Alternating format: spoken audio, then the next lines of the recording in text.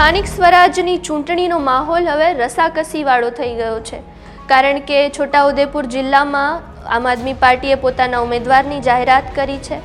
રાજેશ લગામીને આમ આદમી પાર્ટીએ ટિકિટ આપી અને આ ટિકિટ આપ્યા બાદ રાજેશ લગામીએ વિરોધ વ્યક્ત કર્યો છે.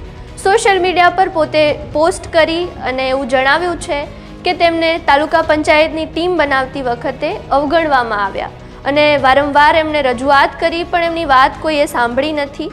ધારાસભ્ય ચેતર વસાવા પર પણ તેમણે આરોપો લગાવ્યા છે. આ આંતરિક વિવાદ હવે કઈ દિશામાં જશે એ જોવાનું રહેશે, કારણ કે જ્યારે ચૂંટણી સમયે પાર્ટીએ એક થવું જોઈએ ત્યારે આમ આદમી પાર્ટીમાં અંદરો અંદર આવા વિવાદો સામે આવે છે. હજુ સુધી તમે અમારી ચેનલને સબસ્ક્રાઇબ નથી કરી તો અત્યારે જ ન્યૂઝરૂમ ગુજરાતને સબસ્ક્રાઇબ કરો, ફેસબુક અને ઇન્સ્ટાગ્રામ પર ફોલો કરો.